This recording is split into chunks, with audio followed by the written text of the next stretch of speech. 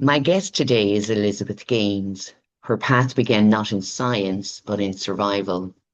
For more than a decade, Elizabeth worked in a non-profit trauma recovery, supporting victims of domestic minor sex trafficking. The relentless pace and emotional toll led to burnout and chronic illness. When conventional medicine dismissed her symptoms, she turned to functional diagnostic nutrition, where she discovered how to uncover hidden healing opportunities through functional lab testing and personalized protocols. The approach helped her reclaim her energy, clarity, and sense of purpose. Elizabeth, you are very welcome. Thank you so much, Sharon. It's my pleasure to be here with you and your audience today. Thank you. So, your path began not in science, but in survival. That is some statement, isn't it? It certainly is. Yes, I did not set out in life to be a functional health practitioner or to be in the movement of functional health. And I think that's true for a lot of us. We encounter certain circumstances in our lives, and standard medicine cannot meet the moment. It fails us over and over again, and that leaves us in uncharted territory. Definitely. And we're hearing a lot more about that. One of the things that I speak about quite a lot, not only to my clients and groups, but even on the podcast, is the awareness that is now out there and that people have an opportunity to choose, to take responsibility for their own well-being. Again, we will have many people that will still take the same old paths, do the same old things, and it'll be the same old story and over again. And this is one of the reasons that I love having these conversations on the podcast is saying, okay, well, here's the information, go and do your own research and then make a choice, an informed choice. Because if you have been getting the same, I suppose, feedback from you not feeling yourself or not feeling your best, and people then become so isolated in that they feel like nobody's listening, but they're actually not listening to themselves and to their bodies. And I think that that is bred into us very early in society is not to listen to your own body.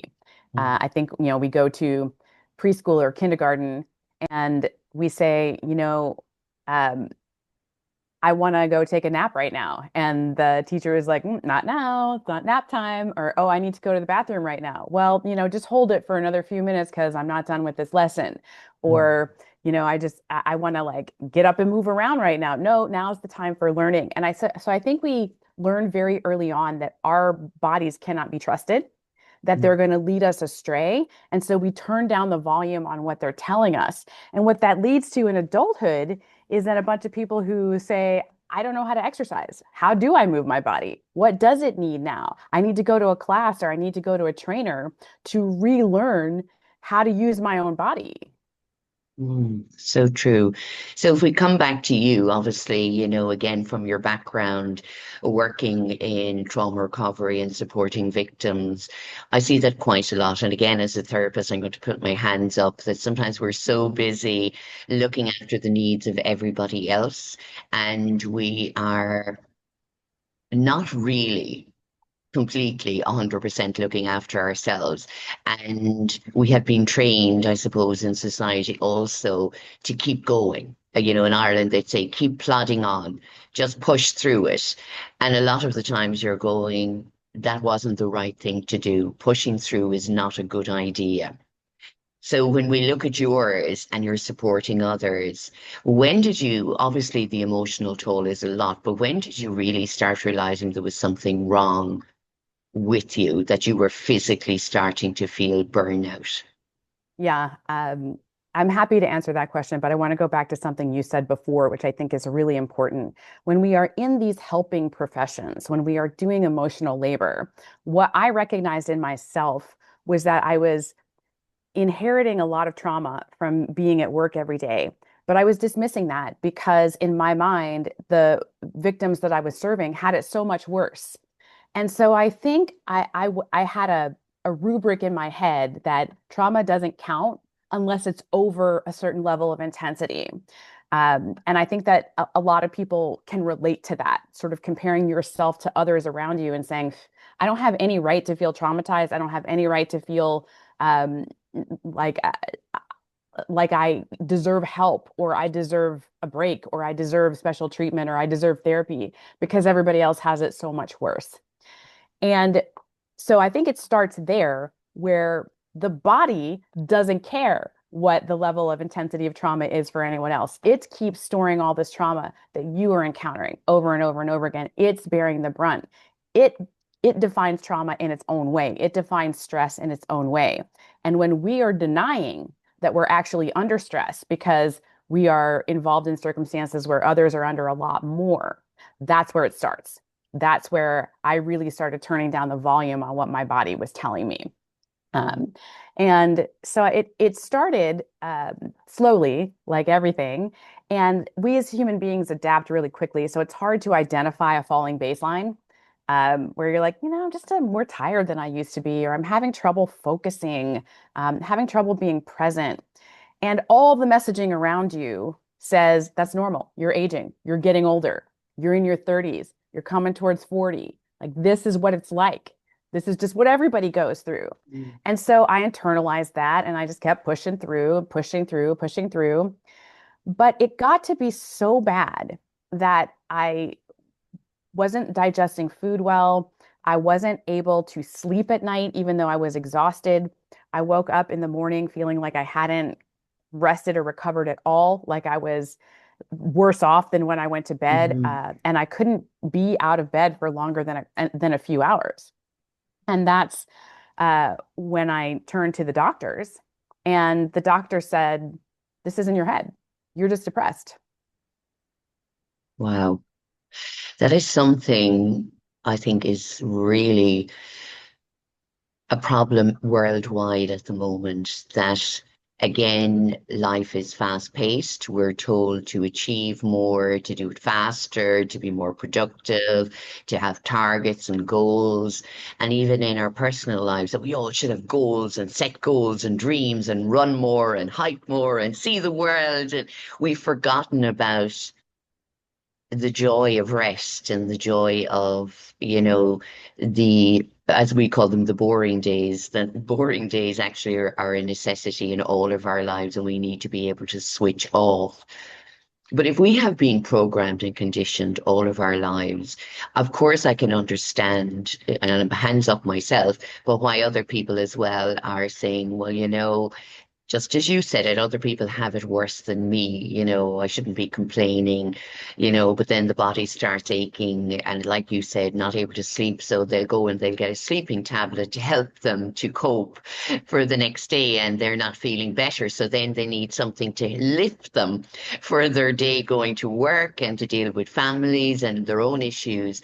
And that continues in a cycle until none of it is working anymore and they're still not feeling any better. So this is something that you discovered yourself. So you were being dismissed and told by your, GPs or physicians that this was all in your head.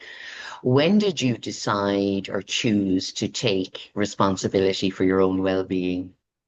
Yeah, I will tell you that there were a few watershed moments along this journey. Um, when you start to not be able to keep up, the world just moves on. The world moves on. And it's very painful, sort of being the person lying in the bed, sort of looking through your phone and seeing all your friends enjoying their lives, and people that you used to date are moving on. Um, and you're still there. You can't get out of bed, you can't enjoy your life. And this is where I was. And it's it's a painful realization of like, am I going to allow myself to fade into the background of my own life? Am I going to allow myself to become invisible? Or does the outcome matter to me? Does the Mhm. outcome of my own life matter enough for me to find some different answers? Mm. So that's eventually the point that I got to where I said, look, my friends aren't checking in on me anymore. My family's trying to understand this, but it doesn't have a name, and I look fine and I sound fine, even though I'm not fine. The doctors are all saying it's depression. Um, and so you get to this point where I thought to myself, like, am I actually depressed, or is this real? And it's a it's a it's a real dark night of the soul where you have to say, yeah, I am depressed, but that's because I can't get out of bed. Mm. It's not Yeah. the other way around. It's not that I can't get out of bed because I'm depressed. And I have to stand in my own truth that that is the case. I have to be able to stand up and advocate for myself that that is the case, that there is a physical cause here, even though the doctors are telling me it doesn't exist. And I have to be invested in the outcome of my own life. And that's eventually the moment that I came to. Mm. And as you're saying it, I can absolutely agree with you. But just as you said, when you are in that very low state mentally and emotionally, it's very hard for people to stand in their truth or to stand in their power, to stand in the belief that their choice of changing this, that they have the power. Because again, as you know, and I know, there's a lot of people and they just feel like you just said it, they're invisible, they're Yeah, exhausted, yeah, who nobody is checking in on them. The doctors don't believe them, yeah. so they don't feel there's an alternative. Now, obviously, when I work with people, I work energetically on the whole system. It's not just about one thing or the other. And we look at everything energetically. But again, I'm not a GP. So I would say you have to go and get tests. And they'd say, I've been for certain tests, and the GP say there's nothing. But I said, you have to be specific about your testing. And that's why I love FDN. It's specific testing. And again, there is so many things underneath that testing and those protocols that is fascinating. Just tell us about the journey for yourself, starting out, how you found FDN, how you started that new pathway for yourself.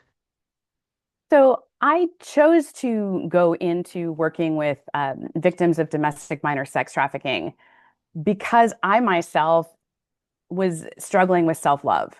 And I think the subconscious process that was going on was if I do this thing that's really extreme and really noble, then I'll get validation from the job and from the victims that I work with and from everyone else in my life that I matter and that I'm doing a good job. So once I sort of realized that that was the pattern and that I had spent sort of 10 years trying to gather evidence that I was a good person and it had sort of led me to this sick bed where I couldn't get up from, I said, I have to change my profession. I've really got to get out of this. I have to find something that isn't so demanding and isn't a life and death situation every time the phone rings or every time somebody knocks on my door. I can't be like going out at 3 o'clock in the morning to help someone, or it's too much. Mm. So once I recognized that, I said, you know what? I'm going to go into health coaching because then I can help myself and I can help everyone else. I'm going to be a health coach. So so I went around and looked at all the health coaching programs, and the health coaching programs were sort of already in my wheelhouse because they did motivational interviewing, they did sort of compliance on a protocol, all the things that I had been doing in victim services for many years. And I thought, is this substantively different from what I have been doing? Yeah. Is it different enough from what I have been doing that I think it's going to sustain me or help me, or how am I really going to get answers to my help? And so I was sort of looking around at, I was in my own cycle of trial and error, as we call it at FDN, where I was listening to a bunch of podcasts. I was trying whatever people recommended. I was trying like red light gadgets in my ears and all the supplements in the world and change to this diet and do this and like stand on your head and spit 3 times, like whatever. I was trying it to see if it would work for me. And I think a lot of us find ourselves there when we're in this intersection of like, am I sick or do I just hate my life? We're trying all of these different things, trying to work it out. And I think that that comes with a deeper level of shame when it doesn't work for you, because then there's more validation that this isn't physical. Like this worked for this person, this worked for my friend, this worked for the person who recommended it to me, not working for me. So what is that? Is it really in my head? Is it real? Are the doctors right that all of this is going on? So I think a lot of your audience can relate to being in this cycle of trial and error where you're just throwing spaghetti at the wall, praying that anything is going to stick and make a difference. And you just wind up with a bunch of money wasted, a huge sort of drawer of supplements that didn't do anything for you at all, a bunch of sort of diets that you abandoned in the middle because nothing happened. So then I went to a health conference called Paleo FX back in 2019, where all the health coaching programs were lined up next to each other, along with FDN.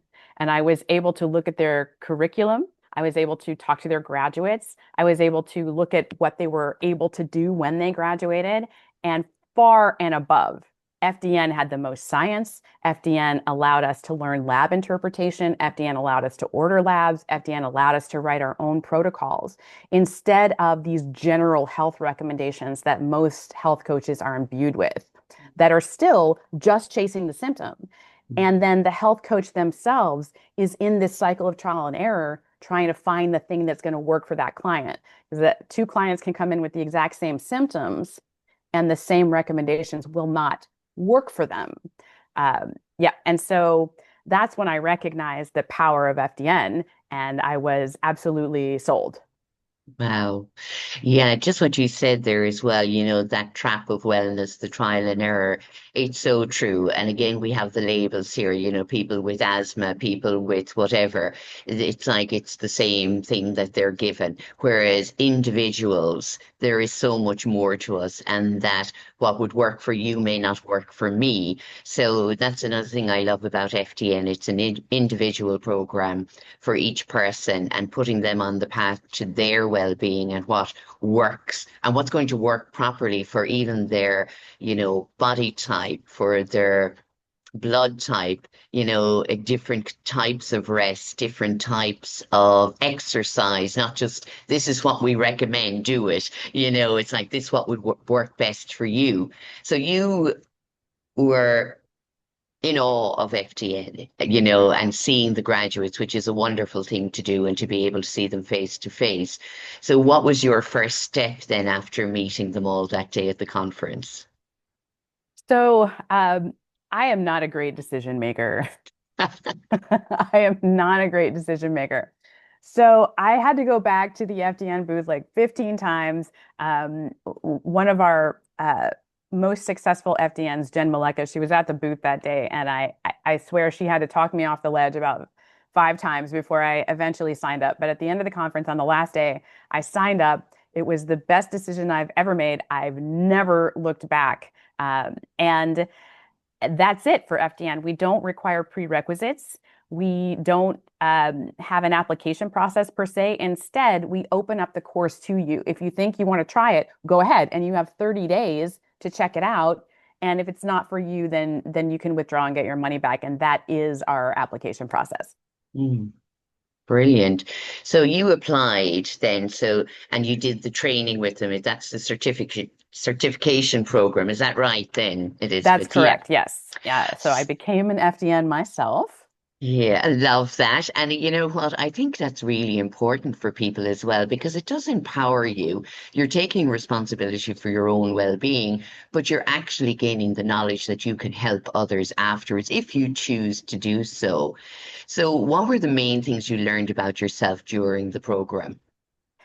So the first thing I learned is that the reason nothing was showing up on the doctor's tests, and the reason that they just had no idea what to do with me, is because I was in this state called preclinical. Like, definitely there's loss of function, but it's not enough to be categorized as a disease. Mm. And so for the doctor who's trained for catastrophe, who's trained for intervention in these very serious health conditions, who we need when it gets to be that serious. For the doctor, it looks like nothing because it hasn't crossed this line yet. And so, one of the most powerful things about FDN is that we recognize that most of us are not in a diseased state that can be identified by a diagnostic test. So instead, we're in this sort of gray space between I don't feel amazing, but I'm not technically sick.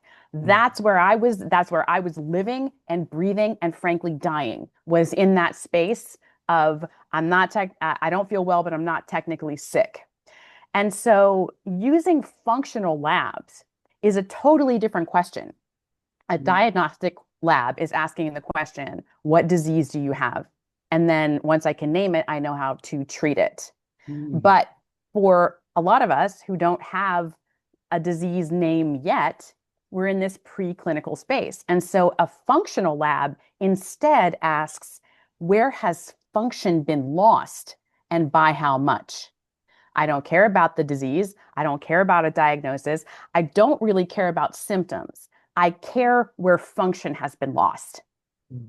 And so I was able then to look at my hormone output, my response to stress. I was able to look at my detoxification, my digestion. I was able to look at my immune response. I was able to look at my food sensitivities. I was able to look at gut pathogens that I had. And so instead of saying, okay, I have this symptom of fatigue, which can literally come from 5,000 places, how should I work on this symptom of fatigue, which leads to this trial and error method of, I don't know, I got to throw spaghetti against the wall. Instead, I'm working on boosting function in all of these different areas where I see that function was lost. And that is what provides what I call more money in our body's bank account. Mm. And once we have more, if we just put money in the bank account and we put money in the bank account and we put money in the bank account, we trust that the body, better than the practitioner, knows where to spend the money to bring function back. Mm. Fascinating, isn't it, when you say it and you can hear your passion for it because obviously you've had personal experience of this working for you. So I love that instead of having to name it as a disease that has not shown up yet clinically, you're looking at where has function been lost. So this goes through hormones, immune response, food sensitivity. I just think that is so powerful. It's an amazing mindset shift because it frees us from having to find the root cause, because we recognize that one root cause is going to breed 10 other root causes, and the original root cause might not even be there anymore or Mm. isn't testable if it is still there, but the downward spiral of lost function is absolutely measurable. And so it produces better outcomes to be able to just take a snapshot of function and say, aha, now I know how to put money in the bank account, how to mitigate spending in one place and boost spending in another, rather than I got to chase down the root cause or I got to find the disease. Yeah. So basically, it's pinpointing the areas in your life, in your body that need attention right now to help you Absolutely. get back into a balance or an alignment within yourself and your physical, mental, emotional, and spiritual self. Absolutely. That is precisely it. It is taking those, what we call our foundational systems, and we have an acronym for this called HIDDEN. It Mm. is hormones, immune, digestion, detoxification, energy production, and nervous system. Those are our hidden sort of foundational systems. And so that is what we are taking stock of with the lab tests. How Mm. are we doing in function in these six core areas? Are there other healing opportunities in the body? Absolutely. But what Reed discovered through his 10 years of clinical observation is that for most people, if you restore function in these six, that's enough. The body can take it from there. Because the body is an amazing, amazing healing machine if it's given the support to allow itself to heal. Yeah, you just have to get it from the red back into the black and it can take it from there. Yeah, that is amazing. Yes, I was saying that to Elizabeth. We had Reed Davis here, the founder of FDN, here on the podcast in 2022. And again, like that, just like you, Elizabeth, his excitement still, even at that stage, in talking about this and, working for 10 years in the labs and looking at it and saying, this could help so many people, and to bring that out into the world. And you're all over the world now, aren't you? We are. We're in 52 countries by my last count. So we have lab partnerships all over the world. There are very few places where you cannot practice FDN with labs. Amazing. So just explain to people about labs because you'll have somebody listening and they'll say, why does she keep talking about labs? What does that mean to me as an individual? And if I contacted Elizabeth tomorrow and said, I want to discover what's hidden in me, what do I do? What are these labs, Elizabeth? Absolutely. So we start off with what we call a stress and hormone panel. And that is a lab that's going to look at your cortisol response throughout the day. Cortisol is your primary stress hormone. And it's been villainized in our society, but we actually need it for focus and for quick energy. But cortisol is catabolic. It breaks our bodies down for quick energy. So I call this energy on credit. Like I don't have the blood sugar from food. So instead of me having to go to the grocery store, buy food, come home, make it, eat it, digest it, and produce energy, there's a mechanism that liquefies my tissues and my tendons to get energy right now. And that's cortisol. Mm. So we need cortisol to a certain extent so that we can get through the stressors that our day throws at us. But it is breaking us down. So energy on credit. So at the end of the day, we have this catabolic debt has to be paid back through time in parasympathetic. So resting, eating, all of those things. Now, if we don't get enough parasympathetic to outweigh the sympathetic response that we've been in, then we get in catabolic debt over the course of years and we never get out. And this is when we start having joint pain and headaches and trouble focusing and all of these things is because our cortisol response has been dominant for so long. And now the body's not able to produce cortisol like it used to. We're still in a catabolic state. We're still cortisol dominant, but now the cortisol is dropping. So now we have a relativity problem because we used to have a whole lot more cortisol. Now I feel super tired because my cortisol is lower than it was last month, last year, last decade. So looking at that cortisol panel actually tells us a lot about how somebody feels.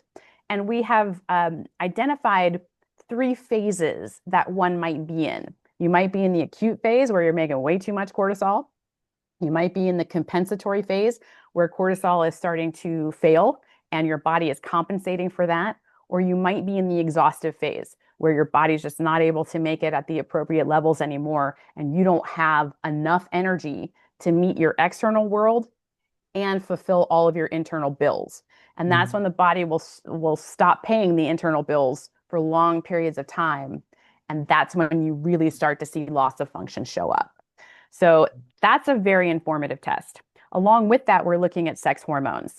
Sex hormones are not diagnostic. None of these tests are diagnostic, but they are the canaries in the coal mine.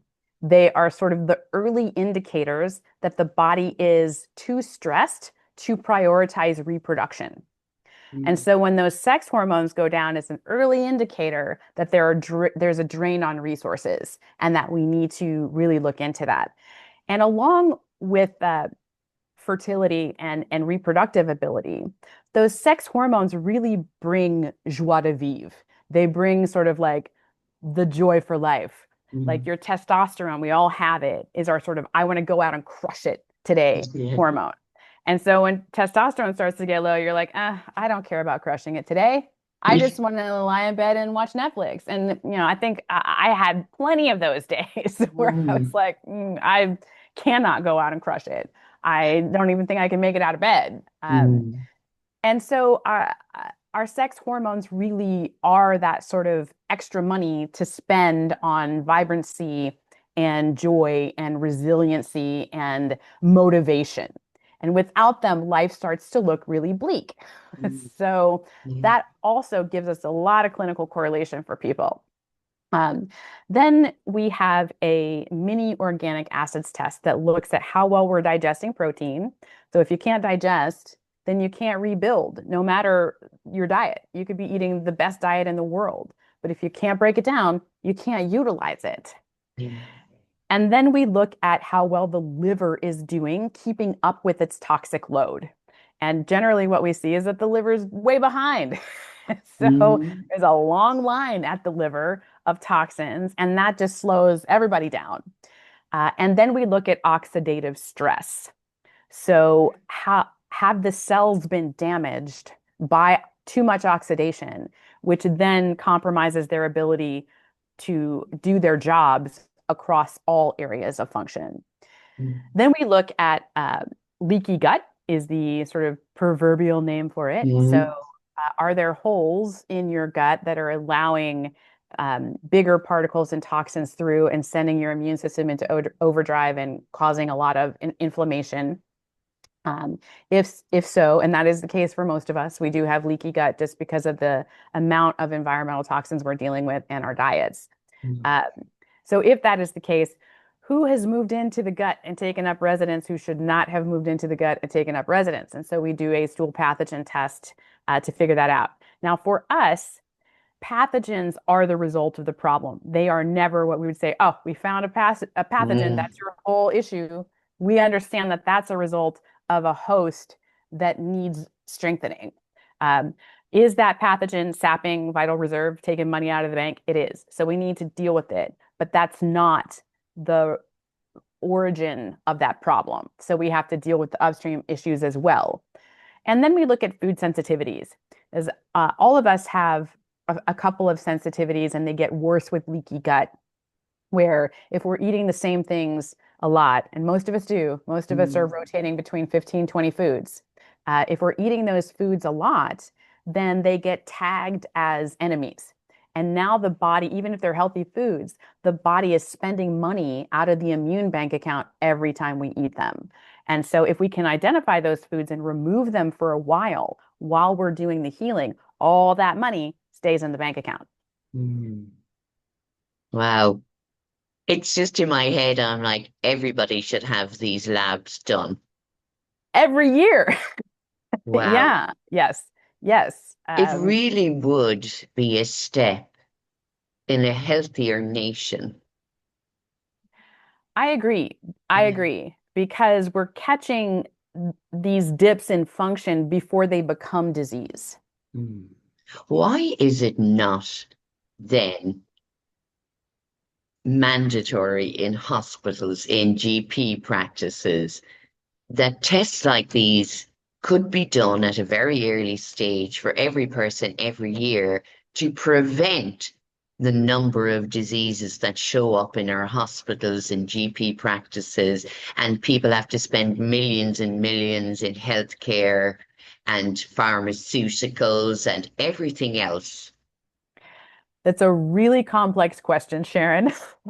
Mm, Um, the best answer I can give you is that our standard medical system has been built up in combination with insurance. And insurance requires a diagnostic code to then be able to mandate what the treatment should be. And so the physician's hands are really tied on a lot of these things. And so if it doesn't have a name, it doesn't have a treatment code, it doesn't have a standard of care, it doesn't have an amount that can be paid back, and it doesn't have a recommendation for treatment. And so standard medicine relies upon a diagnosis. It does not know what to do in this gray space between not feeling well but not being technically sick. yeah, it's unfortunately the story for years and years, isn't it? Again, if you don't have the diagnosis, if you don't have a label for the disease within your mind body, that it's not going to be treated maybe by a pill to just keep you going until then you come back 10 years later and your physical body is now showing you there is actually a physical disease because of the unwellness that you had felt 10 years previous. But Absolutely. yeah, it's unfortunately a vicious cycle, and that's why it is amazing to have FDN and for again the awareness of these. And I asked like about the labs, and I asked you to go into a little bit detail about it, which you did, because I think we need to break it down for people to understand that disease does not just start when we get a diagnosis for cancer or some whatever it is, in the body, that this has started years and years before that. And we've all brushed it aside because, well, everyone just gets on with it and there's people worse off. So I'll just keep plodding along, which is, I think, the importance of this conversation. And as it was with Reed back in 2022, I think we need to have the conversations more often to really get the word out there. And you might say, Elizabeth, I'm always talking about this. This is my work. It's what helped change my life. But I'm sure you meet people every day that go, I never heard about that, Elizabeth. Absolutely. And the functional world at this point is brand new and it's on the vanguard of science. And as a result, it's not regulated. And it doesn't have a standard definition of what functional health is or what a functional health practitioner is. And so that's why I'm so passionate about FDN, is because we turn out practitioners through very rigorous testing, through the meeting of a lot of standards. We want them to be able to read labs. We want them to be able to write protocols. We want them to be able to flow through the process of walking that journey with the client, because things will change. It will need to be altered. It will need to be reevaluated at certain points. We want our practitioners to be the best practitioners out there. But I think it's a bit of a muddled world because there is no standard definition for what functional health is or what a functional health practitioner can do. A standard health coach who doesn't run labs can be a functional health practitioner just the same as an FDN who does run labs. And so I think that's part of the confusion and why I appreciate being able to come on podcasts like yours to really lay it out for people that there are differences, gradations within this functional world, and you want to really check with your practitioner that they can run labs, that they have been through a rigorous program. And if you are interested in becoming a practitioner, that you sign up with a program like FDN that is so robust and so invested that our practitioners be top mark. Yeah, I love that. What does the medical world think of FTN? Yes. So I get two reactions from the medical world in general. One is to completely dismiss us as being quacks and charlatans, because they think that we are trying to do what they do. And the second are the group of doctors that really get it, where they're like, you know what? My waiting room is filled with people who can't sleep at night, who have 15 pounds to lose and have brain fog. And I have no idea what to do with them. This is such a crapshoot to try and figure out what is the actual root cause. And all I do is give them pills and they just come back and nothing ever changes for them. And I would love to put somebody in my office whose bread and butter is that, the insomnia and the 15 pounds to lose and the brain fog. Like, you take it. And so we see more and more doctors who recognize the value of putting FDNs in their office because they know they're not equipped to deal with these lifestyle complaints. They know they're not equipped to handle this gray area. And frankly, I want the doctor's energy conserved and the doctor's mental ability and time on their calendar conserved for those people with really serious diagnoses. I know I've had family members who have cancer and are in remission, and I want their doctor laser focused on making sure that that cancer isn't coming back. Let me handle the weight gain and the insomnia and the brain fog. So there are doctors out there who really understand that there is a healthy working relationship between what FDN does and what they do. I think you're so right. And I think again, like that as well, because I'm not labeling, everyone across the medical world as being closed-minded. I know there's many of them that are frustrated, lack of resources, lack of time. You go into a GP and you have 15 minutes, and that is very hard for any person or any GP or physician to get to know their patient. Whereas doing all of the labs with a patient or a client, you're looking at the overall picture of what's going on, and then you're designing a program for them individually, uniquely for them, where they feel listened to and heard. And mentally and emotionally, that even has a greater impact on them as well, doesn't it? For sure, because you're not just giving them the protocol and saying, good luck. then see you Yeah. in a year at your physical. No, you're saying come back in 2 weeks. Let's talk about it. Come back in 2 weeks. Let's talk like over the course of a long period of time, sort of working with them through the issues that come up, adapting the protocol to meet the moment and help them become the best versions of themselves.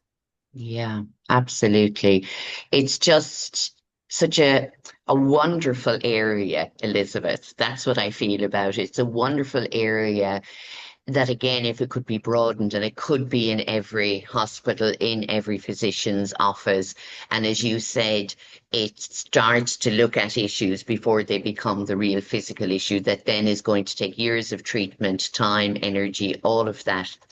So when you talked about the hidden, and this is really about, I suppose, the metabolic chaos, isn't it really, you're looking at, and how, to give individual nutrition, diet, exercise, energy production, all of that as well.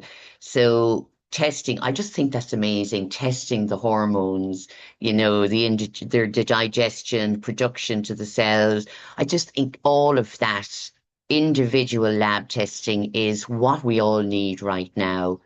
That is amazing. And then tell me about DRESS, DRESS.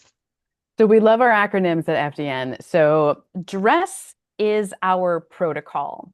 It is diet, rest, exercise, stress reduction, and supplementation. So we use all 5 pillars for every client, and we really believe that all 5 pillars are necessary. I know a lot of people who only work with diet, and that'll work for maybe 30% of their people, but it's not going to work for the rest. Why? Because diet alone is not enough to overcome years of being in debt in your body's bank account. Does it help? It does, but it's not enough to get us over the hump. And nobody talks about rest. Nobody talks about rest. And we're getting all sorts of messaging from our society that, you can rest when you're dead. You can, sleep like YOLO, you only live once, and FOMO, like go out and do it so you don't have this fear of missing out. All of this sort of messaging of just keep going and keep pushing, and sleep isn't really that important. But that's not the case.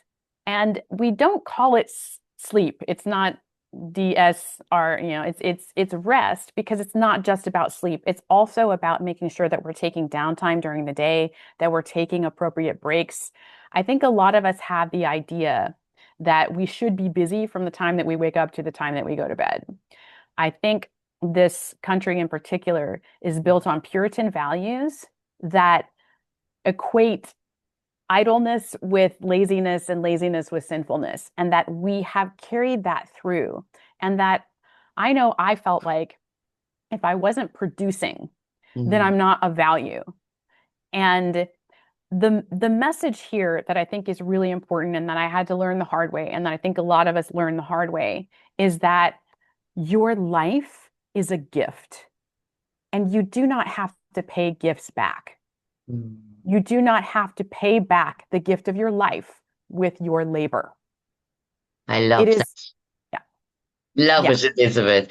And it is so true. It's something I write about quite a lot is, again, even following nature's cycles. Nature is not growing constantly. It takes rest. It It lets does. go of the heaviness and the burden, in the autumn. So it allows for renewal and so it can grow again in the spring. And I think if our ancestors may have followed those cycles more so than we did, and they didn't have the false light and the phones and the laptops and all of the distractions, where they sat by an open fire maybe and shared stories. And so they had the social connection, which is another stressor in our world at the moment. People feel isolated because they're trapped in these LED lights or whatever, the blue light, and they're not feeling like they're connected to the world. So even for you talking about lying in bed and feeling disconnected from others, you were really disconnected from yourself. And if we can't feel connected to who we are or have the strength to connect to who we really want to be, it's very hard for us to connect to others and the world in general, isn't it? And our society is not necessarily built for connection the way that it used to be, Sharon. So the cards are stacked against us to begin with. I had the opportunity last year to travel to a blue zone, to Okinawa. Mm. And what I discovered in Okinawa is that yes, they're eating organic food. Yes, they're not like going out and doing CrossFit 8 times a week. You know, they are they're doing, reasonable movement. They're sort of doing Tai Chi and they're moving throughout their days. And all of that is wonderful. And their ancestral communities are intact. Mm. In a lot of ways, if I had walked into Okinawa 5,000 years ago, it would look the same. If I walked into Okinawa 10,000 years ago, it would look the same. There is this interdependence that we in the West have shunned in favor of independence and doing things ourselves, and I don't need to rely on anyone. So nobody in Okinawa is sitting there watching Netflix, worried about the amount of money in their bank account. They are having dinner together. They are watching the kids together. They're getting up in the morning and the older people are doing Tai Chi together. They're breathing together, and then they're coming together at the end of the day to share their experiences and be in community.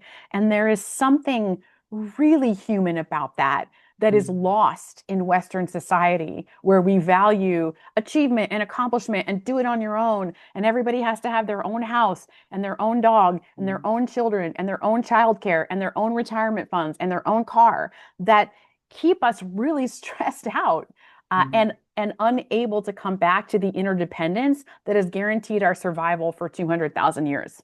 Yeah. And I think what you said earlier on as well is that shame of if I don't do what my neighbors do or my colleagues at work, that somehow I'm a failure because that's what society tells you if you're not achieving constantly. And I remember watching a documentary on that, on the blue zones, and fascinated by the pace of life. But what really I loved, just as you said, it was cooking together, sitting together, eating together, and that sense of community. And I think since the pandemic in particular, people have became more isolated. We were able to go online and still work, but I suppose that disconnected us even more. And that's why for one, I thought, great, I was delighted to be online because it helped me to, continue my podcast, all of those things, and have conversation with wonderful people like you and Reed across the world. But I missed out on that human connection. And the more I met with people that came to, my monthly gatherings or to the training I do or whatever, just that human interaction, sitting across from each other, having that conversation face to face, Being that's able to just, touch someone. yeah, a hug. I mean, it's Yes, amazing. it But is. that, for me, I could see how it affected people's well-being and in turn, then how it would affect their physical well-being. So to Yes. me, it had a knock-on effect as well. And I think, as you said, it's looking at all aspects of the person, but first doing the functioning lab, seeing what's under stress, and what support you need for that is the same way if I'm standing out here alone and looking for a community to be part of to support me. I know that's going to benefit me the same as these functional labs will do to help you get the support you need to take that next step. That's correct. And we do cover this in our stress reduction category, which is a really robust category that I think a lot of other programs also ignore. They take, stress just as a, a fact of life that can't be mitigated. Mm. But we really concentrate on these types of mitigation strategies because we recognize that the way we live is the problem. It has caused the problem. So we have to address the lifestyle in every way that we can get our hands on. We have to pull all the levers.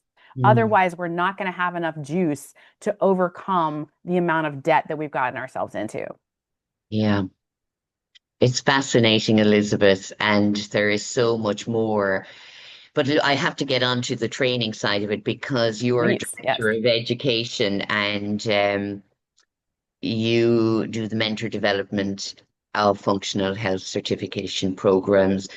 So if somebody is listening to this podcast and like me, they've been fascinated and of course they want to learn even more, because I would stay talking for hours as I would have done with Reed as well. What would be their first step? Would they have to go and become a client first, or can they sign up for the certification program and do it that way? The certification program is premised on the idea that we all become our first client in the program. We like to kind of throw ourselves in the deep end. That's how we learn best. And so we fill out the intake paperwork on ourselves. We run the labs on ourselves. We work on the protocol on ourselves. And we do this under the guidance of mentorship. And I think that's one of the things that really sets our program apart is that we have so much one-on-one mentorship. We have about 12 sessions throughout the program where you meet with a mentor one-on-one. So 3 of those are going to be for your own personal health, where you're going to look at your lab results with a mentor, you're going to look at the protocol with your mentor, and then you're going to go off and do the protocol for a little while, and then you'll meet with the mentor later to say, here's how it's going. This is what I think I should do for course correction. What else do I need to add? And you can walk through it that way. And that's certainly how I got back on my feet. And I was deeply, deeply in debt. But the program, just going through the certification program, was enough to really help me get back on my feet. I would say I got 60-70% of the way back just from the certification program. And then we have several other what we call practical sessions where you are given a case study and you are going to walk through that case study with the mentor and show them all the insights that you had, show them the clinical correlation between the lab results and the way that the client is presenting, and get feedback from them on how well you did that, what you might have missed, where more nuance might be. We have a lot of practical exercises in our program because we recognize that you're not going to get all the nuances the first time around, and that you need to be able to layer the understanding, and that you need several opportunities to get deeper and deeper into the details and see the connections between things. So we do have 6 one-on-one practical exams and then an oral exam before you're able to pass the course. And all of that's one-on-one. That is amazing. And again, what I'm hearing from you, it's not just it is lived experience, but it's also the learning experience, but the mentorship as well, and going through the practicalities of it. And the more feedback you get in the training, the better you will be as a practitioner to your clients. That's correct. So our mentors are really invested in looking at your process the whole way through.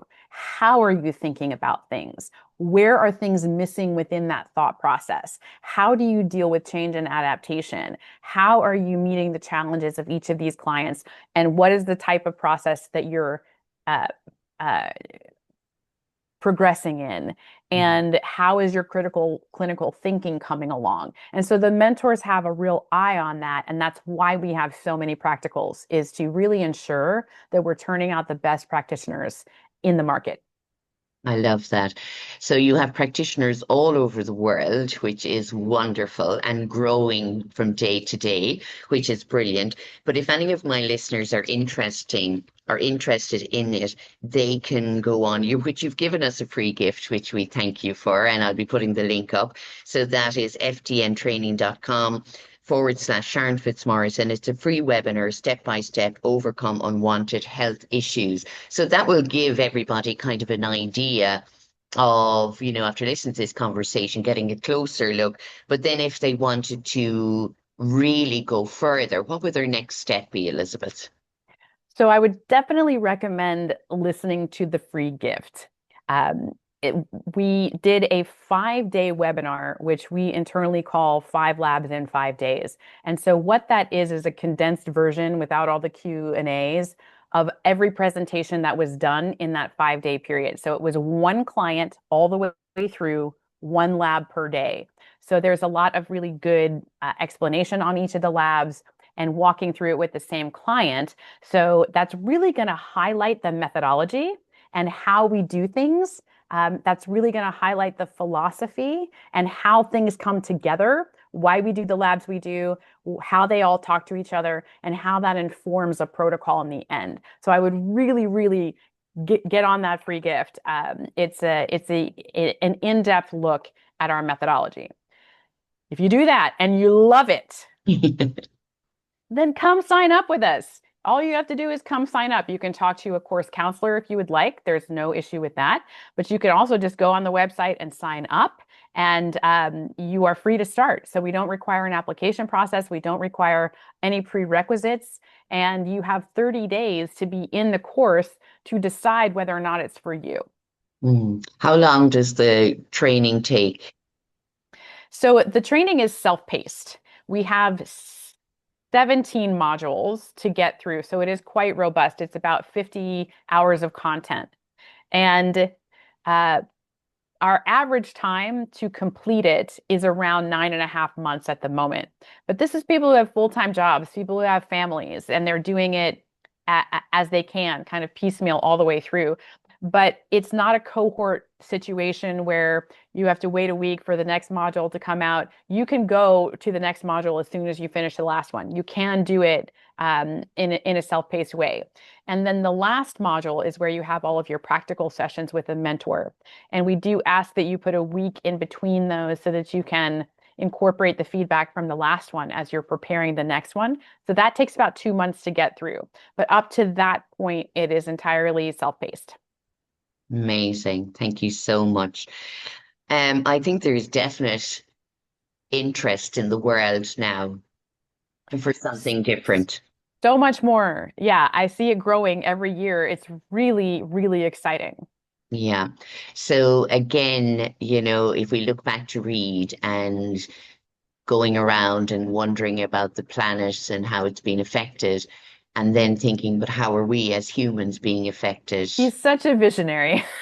I mean, but that's what it takes, Elizabeth, isn't it, for all of us, is to look at our environment, the food we eat, the stress levels in our lives, our work, family, relationships, everything, sleep. It's if we look at it all and we look at what parts of it we are being let down or we are letting ourselves down in. And if we don't take the responsibility for ourselves, it's not up to anybody else. It is up to us as individuals. And that's a really great sort of bookending because that's exactly the watershed moment that I had during my chronic illness was if I don't get invested in the outcome of my own life, I am going to slip away. I am going to be invisible. Nobody's going to come and save me. Nobody is going to come and help me. Nobody is going to come and validate that this is real. Nobody is going to come and give me the magic solution. I Mhm. am going to stay here for the rest of my life, or I'm going to get invested in the outcome. And I'm going to value my own life enough to try and find an answer. Mm.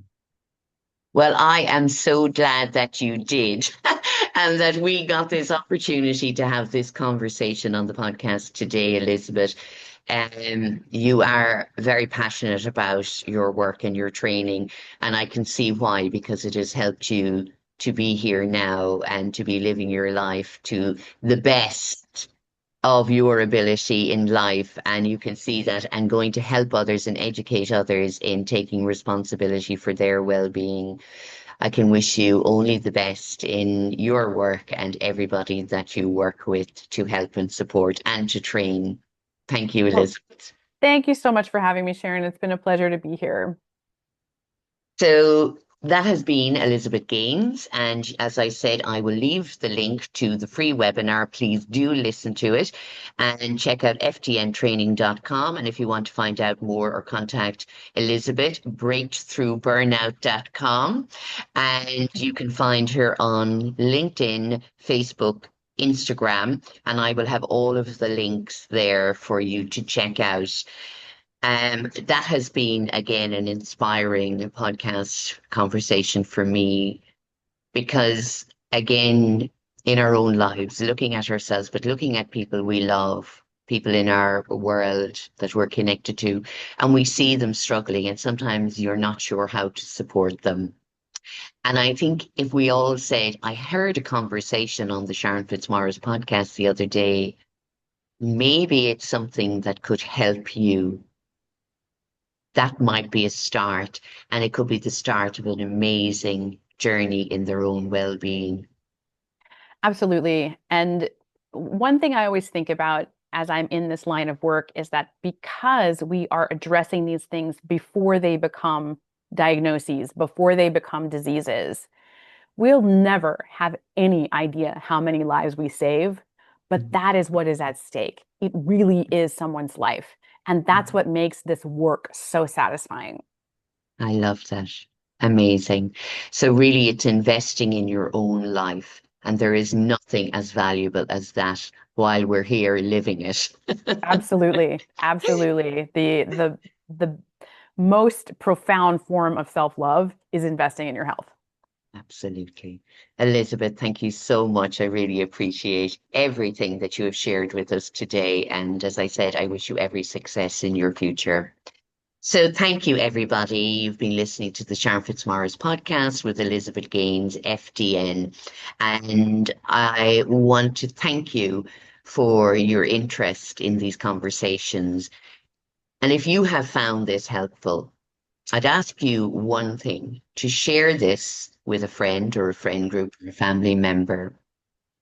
Whenever we have information that sparks something in our brain, I like to share it with others. I don't want to keep the information for myself. Again, that is the reason I do this podcast, is to share information, lived experiences, and what has helped somebody else to thrive in their lives. So please don't keep it to yourself. Share it with somebody else. But until next time, take care of you.